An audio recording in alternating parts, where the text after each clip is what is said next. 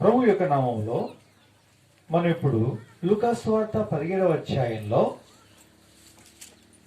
నోవహు దినాల్లోంటి దినాల వలెను లోతు దినముల వంటి దినములలోనూ మనుష్య కుమారుడి దినములలో కూడా జరుగును అనే దాంట్లో ఆ మనుష్య కుమారుడు యేసుక్రీస్తు ప్రభు వారు వచ్చినప్పుడు ఎవరు ఎత్తబడతారు, ఎవరు విడిచిపెట్టబడతారు అంటే ఇక్కడ షరతులు చెప్తూ 35లో ఇద్దరు స్త్రీలు ఒక తిరగలి విసురుచుందురు, ఒకతే కొనిపోబడును, ఒకటి విడిచిపెట్టబడును. ఇద్దరు స్త్రీలు ఒక తిరగలి విసురుతున్నారు, ఒకరు ఎత్తబడ్డారు, ఒకరేమో విడవబడ్డారు. అంటే దాని అర్థం ఏంటి? తిరగలికి 2 రాళ్ళు ఉంటాయండి.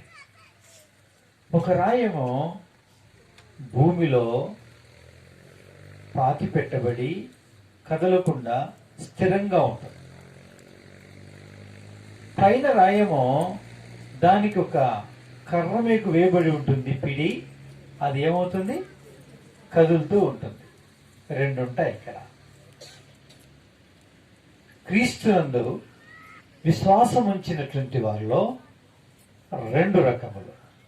ఒక రకమేమో తిరిగే రాయి ఎవరు అంటే అస్థిరులు అని అర్థం. కింది రాయి ఎవరు? స్థిరమైన వారు అని అర్థం. చూసారా? స్థిరమైన వారు కింది రాయి, అస్థిరంగా ఉండేవారు పైన తిరిగే రాయి. అంటే వీరి మాటలో నేకరం ఉండదు, అంటే స్థిరత ఉండదు. వీరి తీర్మానంలో స్థిరత ఉండదు. వారి పనిపాటలు స్థిరత ఉండదు. వారి బ్రతకంతట్లో కూడా భక్తి స్థిరం ఉండదు. ఒక మాట అన్నారంటే కనీసం 3, 4, 5 సాక్ష్యం పెట్టాలి. వినండాయో, ఇప్పుడు ఏమంటుండో చూడుండాయో, ఇప్పుడు ఏమన్నాడో చూడండాయో, మరి ఇప్పుడన్నా మీరు మీరే సాక్షులు, ఇక నాకు తెలియదు ఇదంతా, ఇక మీకే తెలుసాయో అని 10 మంది పెట్టాల్సిన సాక్ష్యం. ఎందుకంటే అది స్థిరంగా ఉంటాడు. వీళ్ళు తిరిగే వాళ్ళు అయితే, అంటే మనసు తిరుగుతుంది, మాట తిప్పుతారు, తీర్మానం తికమకైపోతుంది. అట్టి వారు అస్థిరులు, అంటే వారు స్థిరంగా ఉంటారు. కాబట్టి వారు ఏం కావచ్చు? విడిచిపెట్టబడతారు. ఎందుకు విడిచిపెట్టబడతారు అంటే దేవుని యొక్క వాక్యంలో ఇందుని గురించి ఏం రాయబడిందంటే, 2 పేతురు 2వ అధ్యాయం 20వ వచనం నుంచి చదవడం. వారు ప్రభువును రక్షకుడైన యేసుక్రీస్తు విషయమైన అనుభవ జ్ఞానం చేత ఈ లోక మాలిన్యములను తప్పించుకున్న తర్వాత మరలా వాటిలో చిక్కుబడి మరలా తిరగబడ్డారు. మళ్ళా తిరగబడి వాటి చేత చిక్కబడి వాటి చేత జయింపబడిన ఎడల వారి కడవరి స్థితి మొదటి స్థితి కంటే మరీ చెడ్డదగును. అర్థమైందండి? వారు క్రీస్తును గూర్చిన అనుభవ జ్ఞానము కలిగిన వారయుండి మళ్ళీ వాళ్ళు తిరిగి లోకమైన వాడి చేత చిక్కుబడి వాడి చేత జయింపబడినారు. కాబట్టి వాడి కడపటి స్థితి మొదటి స్థితి కంటే మరీ చెడ్డదైపోతుంది. వారు నీతి మార్గం అనుపూర్వకంగా తెలుసుకొని తమకు అప్పగింపబడిన పరిశుద్ధమైన ఆజ్ఞ నుండి తొలగిపోవట కంటే ఆ మార్గం అనుపూర్వకంగా తెలియక ఉండుటే వారికి మేలు. ఎందుకు తెలుసా? కుక్క తన వాంతికి తిరిగినట్టు, కడగబడిన పంది బురదలకు దొర్లునట్టు మళ్ళీ దొర్లినారు. కాబట్టి ఆ నిజమైన సామెత చొప్పున వీరికి సంభవించింది. వీళ్ళంతా ఎవరండి? తిరిగి ఏం వాళ్ళండి వీళ్ళు? తిరిగేవాళ్ళు. అయ్యయ్యో, ఏంటమ్మిండా సారు, ఇక మీ భక్తికి మీ మతానికి ఇక మంచి పేరు వచ్చినట్టే పోయిగా. అయితే ఈ పసలు ఇక్కడ వచ్చినాడు. ఓకే, అంటే అర్థం ఏంటంటే స్థిరత ఉండదు. కాబట్టి అనుభవపూర్వకంగా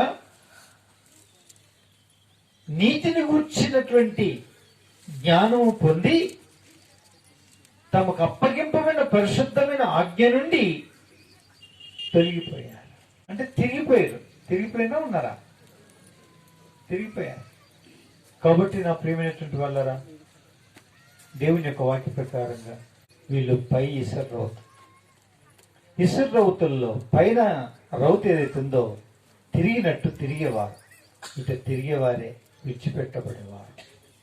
ఎందుకు తెలుసా? వాళ్ళు ఏం చేయబడ్డారు చెప్పండి? ఏమయ్యారు? తిరిగిపోయిండ్రు వాళ్ళు. చూసారా? తర్వాత చూడండి, హెబ్రీయులకు రాసిన పత్రిక 10వ అధ్యాయం 26వ వచనం చదవండి. మనము సత్యమును గూర్చి అనుభవ జ్ఞానం పొందిన తరువాత, సత్యాన్ని గూర్చి అనుభవ జ్ఞానం పొందిన తర్వాత బుద్ధిపూర్వకముగా పాపం చేసిన ఎడల పాపములకు బలి ఇకను ఉండదు గాని. గమనించారా? 29వ వచనం చదువు. ఇట్లుండగా దేవుని కుమారుని పాదాలతో త్రొక్కి తాను పరిశుద్ధపరచబడుటకు సాధనమైన నిబంధన రక్తమును అపవిత్రమైనదిగా ఎంచి కృపకు మూలమగు ఆత్మను తిరస్కరించిన వారు వీరు. అనుభవపూర్వకంగా ప్రభుని ఎరిగారు, బుద్ధిపూర్వకంగా పాపము చేయటానికి మరలా తిరిగారు. మరలా తిరిగినటువంటి వీరిని గూర్చి వాక్యం చెప్తుంది, పాదములతో తమ రక్షకుణ్ణి తొక్కిన వారు వీరు. వారిని పరిశుద్ధపరిచిన రక్తమును అపవిత్రమైనదిగా ఎంచారు వీళ్ళు. కృపకు లోనగు మూలమగు ఆత్మను తిరస్కరించిన వారు వీరు. ఇంకేముందండి? మరలి తిరిగిన వారు వీరు పరిశుద్ధ రక్తాన్ని అపవిత్రంగా ఎంచారు, దైవ మార్గాన్ని విడిచిపెట్టారు, తమను రక్షించిన ప్రభువుని పాదములతో తొక్కారు, కృపణకు ఆధారమైనటువంటి మూలమగు ఆత్మను పరిశుద్ధాత్మని తిరస్కరించారు. తిరిగిన వారు ఇన్ని పనులు చేస్తారట. కాబట్టి ఎవరు విడబడతారు? తిరగబడిన వారు. తిరిగే రౌతుకు సమీప లక్షణాలు కలిగినటువంటి వ్యక్తులు ఎవరెత్తున్నారో వారు విడిచిపెట్టబడతారు. అంటే వాళ్ళు స్థిరత్వం లేదు. కొద్దిమంది అంటూ ఉంటారు, ఏమంటారు? ఏ మాటకి ఇక్కడ నిగ్రహం, మాటకి నిగ్రహం లేదు, ఏం లేదు. అమ్మో, మా చిన్నప్పుడు మా నాయన కాలం అప్పుడు మాట ఇచ్చామంటే పానం పోయినట్టే అనుకో, మాట తప్పితే. ఇప్పుడా రిజిస్ట్రేషన్ ఆఫీసులకు పోయి రిజిస్టర్ ముంగడ సంతకం పెట్టినా, ఏనా మతి బాగోలేదు సార్, నేను పోలేదో కూడా తెలియదు, నన్ను ఎట్లా తీసుకోపోయినో, ఏం చేసిండ్రో, ఏ సంతకం పెట్టించారో, నీ దండం పెడతా నాకు తెలియదు అంటుండ్రయా. అంటే పెట్టిన సంతకాలకు కూడా ఏం లేదు, విలువ లేదు. మాట ఇచ్చిన మాటకు కూడా ఏం లేదు, విలువ లేదు. చూసారా అని అంటూ ఉంటారు. ఇక మనం దేవుని దగ్గరనే ఏం చేస్తున్నాం? మనం విశ్వసించి రక్షింపబడి పాపాలు క్షమించబడి జీవితం మార్చబడి అన్నీ అయి సాక్ష్యమిచ్చి మనం కృపకు మూలమగు ఆత్మను తిరస్కరించే వారంగాను మనని పరిశుద్ధపరిచినటువంటి రక్తముని అపవిత్రంగా ఇచ్చిన వారమై మనం రక్షించిన రక్షకున్నే మన పాదాల కింద వేసి ఏం చేస్తున్నామంట? త్రొక్కుతున్నామంట. మాట తప్పినందుకు, మాట తిరిగినందుకు అలాంటి వాడిని ఇడిచిపెట్టకపోతే ఏరికెళ్ళి తీసుకుపోతాడండి? వచ్చేది ఎవరు తీసుకుపోవడానికి? మన రక్షకుడైనా యేసుక్రీస్తు ప్రభువారు. ఆయనకే నువ్వు ఉల్టా తిరిగితే నిన్నెవరు తీసుకొని పోతాడు పరలోకం? ఏ మేఘం వచ్చి తీసుకుపోతే ఇంకా? చూసారా? తిరగలి ఉండే 2 రాళ్లల్లో తిరగలి విసిరి ఇద్దరిలో ఒకరు తిరగబడిన వారు, ఒకరు స్థిరంగా ఉన్నవారు. అస్థిరులు మాట తప్పినవారు, అస్థిరులు పరిశుద్ధ రక్తాన్ని అపవిత్రంగా ఇచ్చిన వారు, క్రీస్తు యేసు ప్రభు వారిని పాదములతో తొక్కిన వారు, కృపకు మూలమగు ఆత్మను తృణీకరించిన వారు, వారే అస్థిరులు, వారే విడవబడిన వారు,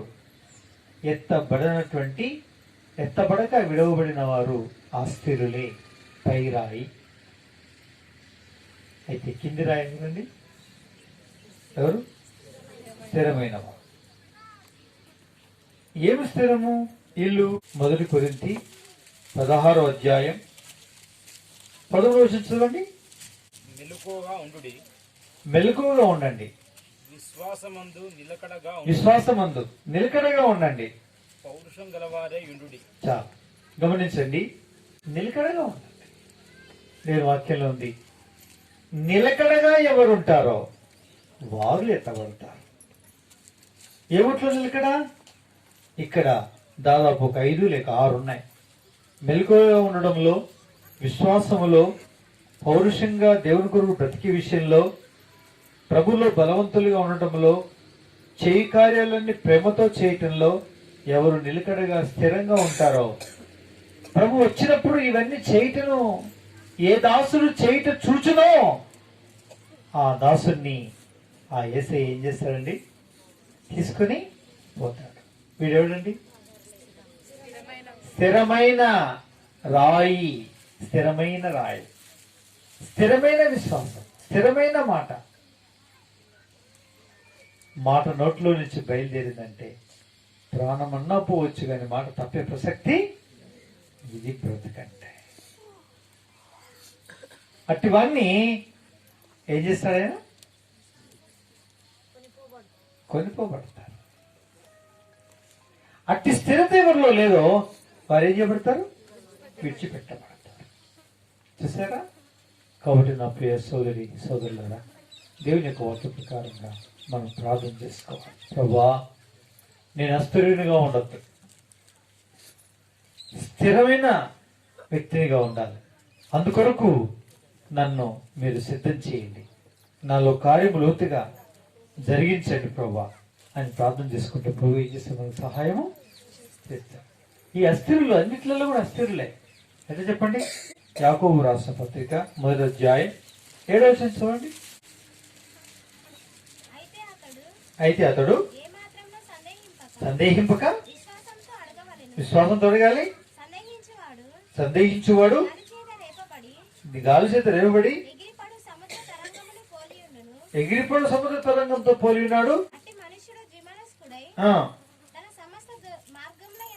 సమస్త మార్గముల యందు అస్థిరుడు గనుక ప్రభు వలన అతనికి ఏమైనా దొరుకును తలంచుకొని రాదు, వానికి ఏమి దొరకదు. ఈ లోకంలోనే అలాంటి వానికి ఏం దొరకకపోతే వీడు సచ్చిన తర్వాత పరలోకం దొరుకుతుందా? అది ఈ లోకములోనే ఒక మనిషిని యొక్క మాటను స్థిరమైందని నమ్మి నేను ఒప్పుకోకపోతే ప్రభు తన దూతలతో వచ్చినప్పుడు నేను ఒప్పుకుంటాడా? ఒప్పుకోలే. అదేనా? అస్థిరుడు తనకేమైనా దొరుకునని తలంచుకొని రాదు. అస్థిరుడు ఏమైనా దొరుకునని ఏం చేయకూడదు, తలంచుకోరాదు. వానికి ఏమీ దొరకదు, ఈ లోకంలో ఏమి దొరకదు. ఈ లోకం వదిలిపెట్టిన తర్వాత అసలే పరలోకం దొరకదు. చూసారా?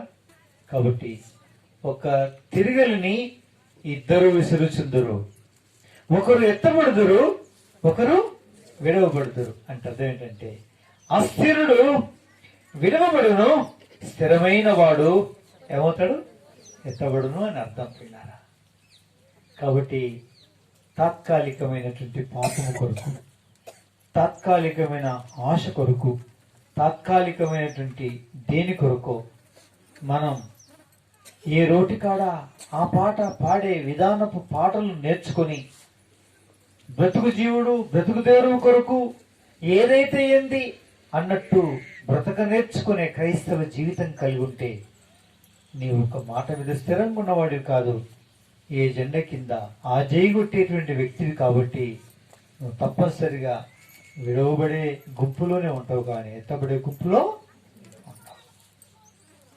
అయితే కొద్దిమంది భక్తులకు ఎన్నో శోధనలు, పరిశోధనలు, పరీక్షలు వచ్చినవి, కానీ వారు విశ్వాసం ముందు స్థిరంగా ఉన్నారు. విశ్వాసం ముందు స్థిరంగా ఉన్న కారణాన వారు కదలలేదు. వారు మాట అంటే మాటే, దేవుడు మాట అన్నాడు, ఆ మాటకు విధేయత చూపించారు అంతే. ఇంకా మారు మాట లేదు, సమయం తీరుగా సంఘం మార్చలేదు, అవకాశం ఉన్న తీరుగా ఉపయోగించుకోవడం ప్రయత్నం చేయలేదు. ఏ నాలుగు రాళ్ళు వస్తాయి, ఏమున్నా మన కడుపులో కూడా కదులుతలేదు, మనం కడుపు దాటి గడప దాటి మన అడుగు ఆకిట్లో పడతలేదు. మరింతకే రావంటే తప్పేముందా? ఏ మనం అడుగుతున్నాం ఎంబడవైపోయి మరింతకే తెచ్చి ఇయ్యబట్టి అలాంటప్పుడు ఏముందా అని అంటాం. 500 వస్తే 500లోనికి వేద్దాం అనుకుంటే, కానీ 1000 రూపాయలు ఇచ్చాయి, ఇంకోటి వచ్చి ఈడ 1000 రూపాయలు ఇచ్చాయి, ఇంకోటి 5000 వచ్చాయి. ఎంత అన్యాయం, అన్యాయం కాదు చాలా. కాబట్టి 5000లోనికి ఎవరి నామం లేదు, రూపం లేదు, గాలికి వేస్తే ఎట్లా వీడంటే ఏమో నీ ఇష్టం, ఏమో వేసుకో, నేను నేను అంతే.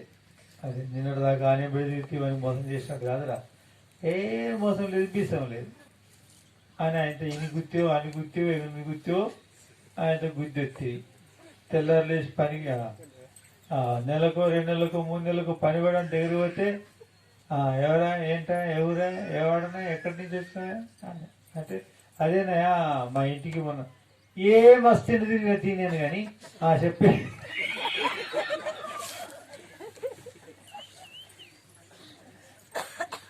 మస్తులు తిరిగినాను అంటే అయ్యో గట్టా పడితే సార్ అంటే నువ్వేం పుణ్యానికి వేయలేదు, అంతేనా? పుణ్యానికి నువ్వేమి ఇప్పుడు నేను ఊరికి రావాలని వాడ తిరగాలని ఊరు తిరగాలంటే నేను ఇక్కడ పని లేకుండా లేదు, రియల్ ఎస్టేట్లో బిజీగా ఉన్నా. అంటే నాకు రావాల్సినవి వచ్చిన వాటిలో బిజీగా ఉన్నా. ఇప్పుడు కూడా మీ చుట్టూ తిరగాలంటే నాకు అయ్యే పని కాదు. మళ్ళీ 5 సంవత్సరాలప్పుడు పని పడుతుంది మీతోటి. ఇప్పుడు 5000 మంచినా కదా, అలా సరే 10,000 వస్తా, ఏం పర్వాలేదు, కానీ ఈ పని చేశాడు చూస్తుంది, వీలైతే చూస్తా మంచిగా చల్లబడదా పానం. సద్వినియోగం చేసుకోవాల్సినటువంటి దానిని డబ్బు కాశపడి మనం గుద్దితే వాడు మూతి పనులు ఇరిగేటట్టు వానికి తెల్లారి వాని పని కొరకు పోతే వాడు ఏం చేయబట్టే ఉల్టా గుద్దబట్టే. మరి వీడే ఉల్టా గుద్దితే పరమందున్న యేసుక్రీస్తు ప్రభు వారికి నీకు ఇష్టం వచ్చినట్టు ప్రవర్తించి ఆయనకు వ్యతిరేకంగా జీవించి అస్థిరుడవై మాట మార్చిన వ్యక్తివై బ్రతికితే ఆయన అంగీకరిస్తాడా? అందుకే తలుపు మూసేశాడట. 10 మంది వెళ్ళారు, 5 మంది నూనెకి వెళ్ళారు. మళ్ళీ వచ్చేసరికి తలుపు మూసుకుంటే అయ్యా అంటే ప్రభువా ప్రభు అంటే ప్రభువా ప్రభు ఏడా ప్రభు ప్రభు ఎవరు మీరు? మాది పలానా ఊరు, నీకు తెలియదు స్వామి, మాది కేసీఆర్ ఊరేనా, మాది కేసీఆర్ ప్రాంతమే. కేసీఆర్ అయితే బీసీఆర్ ఏదో తలుపు తీసుడు ఉండదు ఇక్కడ. అట్లా కాదు, తలుపు కింద సదా చేయుడు అంటే ఇది భూలోకం కాదు అంటాడు. ఏ లోకం కాదు, భూలోకం కాదు. ఇది కేసీఆర్ ప్రభుత్వం కాదా బాబు, ఇది పరిశుద్ధుడైనా ఇలాంటి సంగతులు ఇక్కడ జరగవు స్వామి. ఖచ్చితంగా నిశ్చయంగా నువ్వు అక్కడికి వెళ్ళా అంటే మన సంగతి అంతే. అర్థమైందా? ఎవరెత్తపడతారు? ఏ జెండా అయితే ఆ జెండా కింద చేయగొట్టేవాడు కాదు. క్రీస్తు యేసు నిమిత్తమే, సత్యం నిమిత్తం ఎప్పుడు చిత్రహింస పొందుతాడో, పలువురు ఎదుట క్రీస్తును నా రక్షకుడిగా అంగీకరిస్తున్నాను నోటితో ఒప్పుకుంటాడో, మాట మార్చకుండా స్థిరుడై విశ్వాసంలో ఎవరుంటాడో వాడు తప్ప ఎవరెత్తబడరు. అందుకే ప్రార్థన చేసుకోవాలి. ప్రభా, నేను అస్థిరంగా ఉండదు స్వామి, నా విశ్వాసం స్థిరం చేయి, నా బ్రతుకులు స్థిరం, నా భక్తిని స్థిరం చేయి, నా కార్యములు స్థిరం చేయి, నా సేవ, నా పరిచర్య, నా బోధ, నా మాట అన్ని స్థిరం చేయి. మాట మార్చే వ్యక్తిగా నేను మాత్రం ఉండకుండా చేయండి. నీ ఆత్మను తిరస్కరించకుండా, నీ పరిశుద్ధమైన రక్తాన్ని అపవిత్రపరచకుండా, నీ కృపను లోకము కట్టి జీవించకుండా దేవా నన్ను జ్ఞాపకం చేసుకో స్వామి. స్థిరమైన మనసు, స్థిరమైన బుద్ధి, స్థిరమైన విశ్వాసం, ద్వంద్వ హృదయం నుంచి చపల చిత్తం నుంచి విడిపించండి. ఒకే ఒక మనసు, దాని కొరకు ఎంత క్రయం చెల్లించవలసి వచ్చినా సరే నేను చెల్లిస్తాను. ఒక ఆయన అన్నాడు, అందుకే ఆయన మనకు తండ్రి అయ్యాడు. నీకొక్కడైనా నీ ఒక్క కుమారుని నాకివ్వు. మాట మాట్లాడలేదు, తెల్లారు వేశాడు, గాడి గంత కట్టాడు, పనివారిని ఎప్పుడు పెట్టుకున్నాడు, కట్టెలు తీసుకున్నాడు, నిప్పు తీసుకున్నాడు, కత్తి తీసుకున్నాడు, కుమారుడు చేతిలో పట్టుకున్నాడు, నడు అని చెప్పాడు. కలిసి వెళ్తూ ఉన్నాడు. వెళ్ళాడు, రాళ్ళు పేర్చాడు, కట్టెలు పేర్చాడు, కుమారుని కాళ్ళు చేతులు కట్టి ఏమిట పెట్టాడు, బలిపీఠంగా పెట్టాడు. వాడెంతటి జ్ఞానవంతుడు చూడండి అమ్మా బాబోయ్. అతనెవరండి?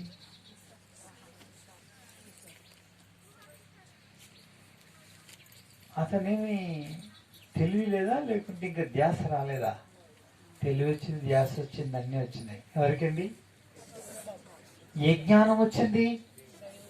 బలిపీఠానికి కట్టెలున్నాయి, నిప్పు ఉంది, కానీ గొర్రె పిల్లేదు నానా అని అడిగాడు. అంటే అర్థం ఏంటి? బలి గుర్చిన జ్ఞానము కలిగినటువంటి వాడు, బలి అర్పణ అంటే ఏంటో తెలిసినటువంటి వాడు, బలి కొరకు ఏమేమి కావాలో కూడా తెలుసుకున్నటువంటి వాడు, బలి గుర్చిన ధ్యాసంతటిని ఎరిగినటువంటి వాడు.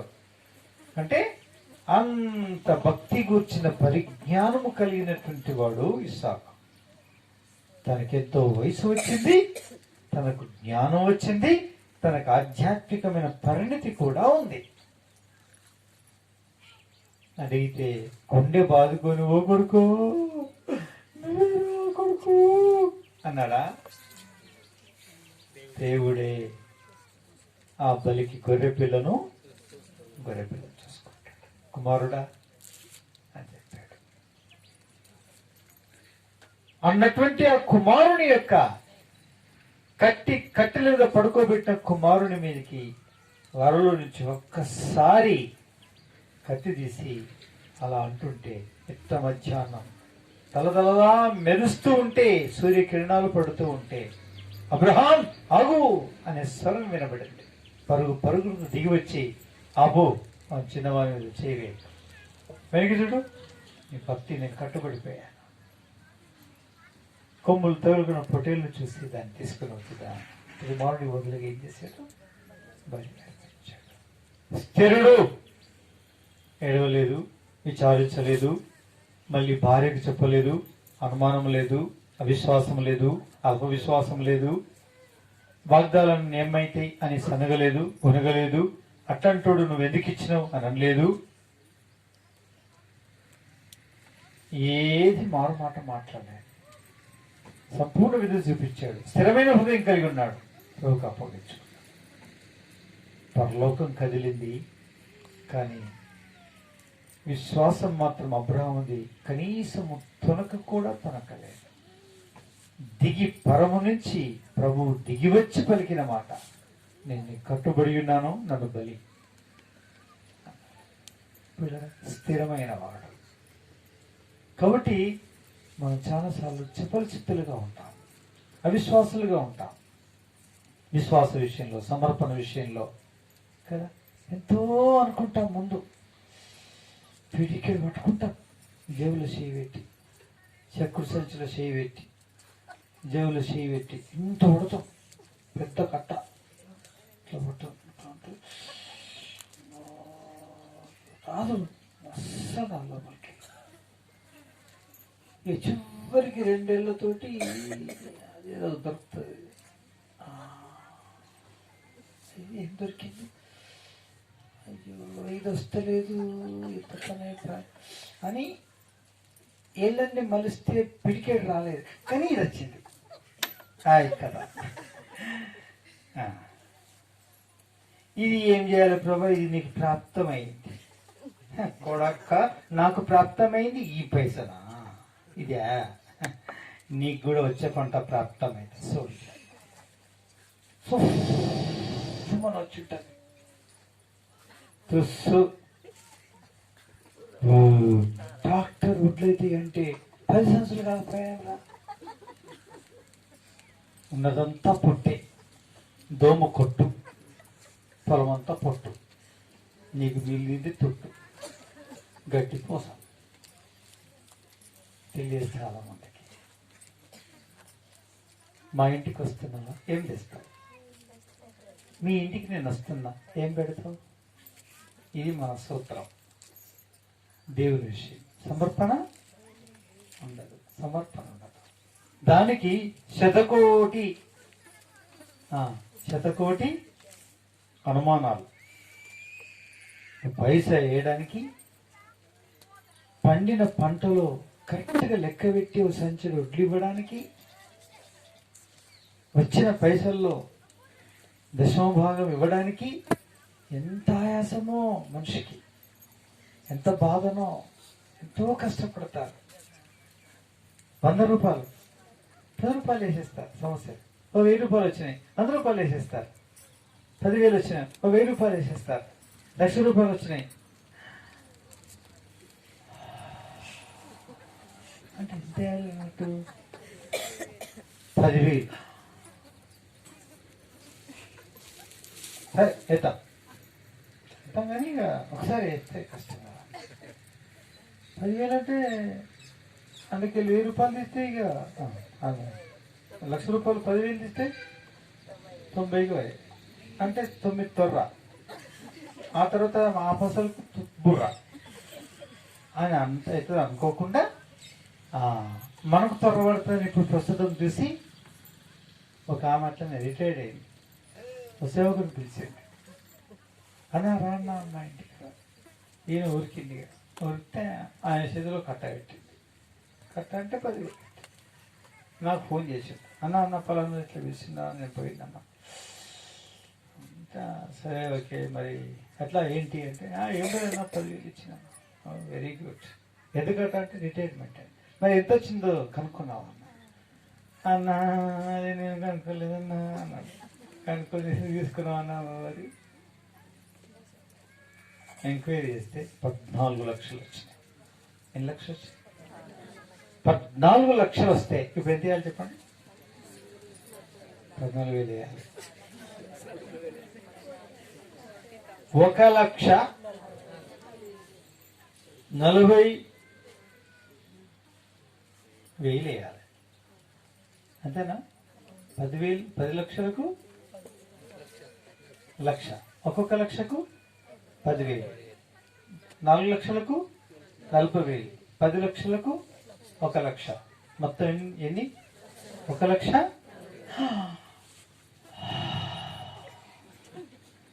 1,40,000 కంటేస్తారా? ఎవరన్నా వేస్తారా? ఎవరన్నా? అందుకే సేవకుని పిలిపించేసరికి నీకేం తెలుసు మంచిగా తీసుకున్నాడు, మురుసుకుండా తీసుకొచ్చేసాడు. తీసుకొచ్చి అంటే నీకు బుద్ధి తలకాయ పని చేయలేదు, ఆ పాప దోషంలో నీకెందుకయ్యా, నువ్వెందుకు పోయి తెచ్చుకొని తీసుకుంటాను లే అమ్మ అని చెప్తే అయిపోతుంది కదా, నువ్వు పోయి తెచ్చుకుంటుంది. అయిపోయింది. ఒక నెల రోజులు 2 నెలలు ఫోన్ వచ్చింది. ఏమైందంటే ఆ యొక్క యాక్సిడెంట్ అయ్యింది. సరే ఏమైంది? ఆర్టీసీ బస్సులోనే వెళ్తుంది, సురక్షితం, శుభ ప్రయాణం ఆర్టీసీ బస్సు కాబట్టి ఎక్కింది. లారీ కొట్టింది. ఆ బస్సుకు ఎక్కడ కొట్టలే, ఈమె కూర్చున్న సీట్ దగ్గర కొట్టింది. ఈమె ఎక్కడ కూర్చుందో చూడండి, ఏ సీట్లో కూర్చుందో అదే సీట్ దగ్గర కొట్టింది. ఆమె పడింది చూడు హాస్పిటల్లో, సావు తప్పి కళ్ళు లొంటలు పడ్డాయి అన్నట్టు. ఖర్చు ఎంత అవుతుందో ఆమెను అడగండి, ఫోన్ నెంబర్ ఇస్తాను. కప్పిటి కదా నీకు, ఎవరిచ్చారు? భూమి ఎవరిచ్చారు? ఆకాశం ఎవరిచ్చారు? కాసే ఎండను ఎవరిచ్చారు? పీల్చే గాలి ఎవరిచ్చారు? తాగే నీళ్ళు ఎవరిచ్చారు? నువ్వు తిరిగే కారు ఎవరిచ్చారు? నువ్వు ఉండే ఇల్లు ఎవరిచ్చారు? నువ్వు చేసిన ఉద్యోగం ఎవరిచ్చారు? ఉద్యోగంలో ఇన్ని సంవత్సరాలు కాపాడి నేను చక్కగా ఉద్యోగం చేసుకోమని చెప్పింది ఎవరు? ఆజ్ఞ ఇచ్చింది ఎవరు? పాపం బతుకుమని చెప్పి నీకు ఇన్ని డబ్బులు ఇచ్చింది ఎవరు? అది మాత్రం నీ. ఈ దేవుని కంటే అదే మనసు ఒప్పదు. అందుకే ముంగడికి వెళ్ళి ఎలుకలు పోవద్దట. వెనకకెళ్ళి ఎన్నైనా పోవచ్చు. ఏంటి అవి? ఏనుగులు అయినా పర్లేదు, ఏమైనా పర్లేదు, ఏనుగులు అయినా పర్లేదు. కానీ ముంగడికి వెళ్ళి మాత్రం ఏం పోవద్దు? దోమలు కూడా పోవద్దు, ఈగలు కూడా పోవద్దు, ఎలుకలు కూడా పోవద్దు. వెనకకి వెళ్ళి మాత్రం ఏనుగులన్నా పోవచ్చు. ఇదే సమర్పణ, త్యాగం, అదే స్థిరత్వం. నా ప్రభు నాకున్నాడు. ఆఫ్టర్ ఆల్ ఇదంతా, ఇది తేలు, ఇది పాముతో సమానం, ఇది మూట కట్టుకుంటే విషం పెట్టుకున్న దాంతో సమానం, విషపురుగుతో సమానం. ఇది నా దగ్గర ఉండవలసింది కాదు. ఇది ఎవరిది? ఇది దేవుని మందిరం బాగుండాలి, ఇది దేవుని సేవకు ఉపయోగపడాలి. దేవుడు అన్నాడు ఇవ్వమని, ఆ దేవునికి ఇచ్చేస్తాను అని తీసి ఎడమ చేయితో ఇష్టం లేకపోయినా తీసుకుపోయి అట్లా పడేసావు అనుకో, దేవుడు నిన్ను ఏం చేస్తాడు? కక్కులకి పడతావు పిషనారి. పిల్లరా, చాలా మందికి సమర్పణ ఉంది. అమ్మో ఎవరు తింటాడు? మంచిది తినకపోతే వానికి 2 నోళ్ళు వస్తాయి, తెలుసా నీకు? మంచి నోటితోటే చేశాడు, మంచి నోటితోటే ఖర్చు పెట్టాడు, మంచిగానే ఖర్చు పెట్టాడు అని దేవుడు దీవిస్తాడు, మన ఖర్చుని ఆస్వాదిస్తాడు. నీ పైన అది కాదు. వేసినాక తిరుపతిలో ఎవడన్నా లెక్క అడుగుతాడు వల్ల ఎవరైనా వెనుక పోయి చూస్తారు ఎవడన్నా. అది యాజకుల స్వాస్థ్యం, దేవుని వాక్యంలో ఉంది. అది యాజకుల స్వాస్థ్యం. నువ్వు కొన్న పొలాన్ని, నువ్వు అమ్మిన గుడ్డాన్ని, గవర్నమెంట్లో పోయిన నీ ఇల్లు, నీ జాగలకు ఎంత వచ్చిందని ఎవరన్నా వచ్చి అడుగుతావా నేను? మరి నా మందిరానికి వచ్చిన దాన్ని అంటే ఇప్పుడేం బాక్స్ పెడతలేంలే, మీరు మీ సంఘాలలో వేయండి, మాకేం అవసరం లేదు, మా జేబులు నింపాల్సిన పని లేదు. అర్థమైందా? ఎవరు అడుగుతారు చెప్పండి? మరి నా దేవుని సేవ నేను చేస్తున్నా, నా దగ్గరకు వచ్చిన దాన్ని ఎంత వచ్చింది, ఏం చేసినావు, ఎట్లా చేసినావు అని నన్ను నువ్వెవరు అంటున్నా? నా ఆస్తిని, పాస్తిని, నాకు కలిగిన సమస్తాన్ని వదిలిపెట్టుకొని వచ్చాను ఆయన. నువ్వు ఎంత వదిలిపెట్టుకొని వచ్చినావు? అయ్యో నీకేం లేకపోయా ఆయన నన్ను విచారించావా నువ్వు? సేవకులు దేశదిన వాళ్ళు తిరుగుతుంటారు, తిరగని. అవునా? సేవకులు దేశదిన వాళ్ళ అంటే నువ్వేమో కలెక్టర్ బాబు, నువ్వేమో వెనకరి దేశాయి బాబు, దొరబాబు, మేమంతా నీ పాలేళ్ళమా? చాలా మందికి అర్థం కాదు దేవుని సేవ అంటే ఏంటో. వాళ్ళ సమర్పణ, వాళ్ళ త్యాగము, వాళ్ళు పరిచర్య చేయకపోతే, వాళ్ళు సువార్త ప్రకటించకపోతే, వాళ్ళు సువార్త ప్రకటించకపోతే, వాళ్ళు శ్రమ పడకపోతే, వారు కన్నీరు కార్చకపోతే మనకు రక్షణ, సువార్త లేదు, మనకు రక్షణ లేదు, సంఘం నెలకొల్పబడదు. ఈ దినం ఇంత స్థలంలో ఈ మారుమూల గ్రౌండ్ ఇదంతా అంటే ఊరికే వచ్చిందా? ఊరికే వచ్చిందండి? ఊరికే వచ్చిందా? మీరు ఎవరన్నా ఇచ్చారా? ఇలా కూర్చున్న వాళ్ళు ఎవరన్నా నేను సత్యాన్ని నువ్వు ఇస్తే ఏమన్నా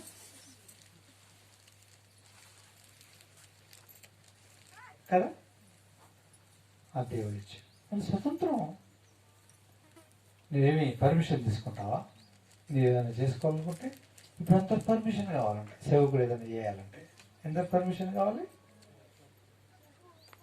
ఇంక ఎత్తే తోక్తే ఏమీ లేదు, ఏం చేయాలి స్వామి అని అడగాలంట. ఏసే చెప్పాడు చేస్తా.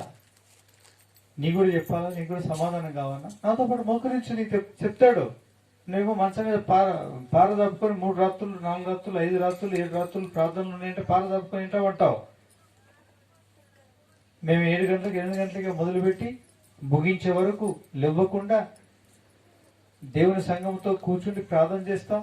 ఆ దేవుడు బయలుపరుస్తాడు. నీకేం బయలుపరుస్తాడు?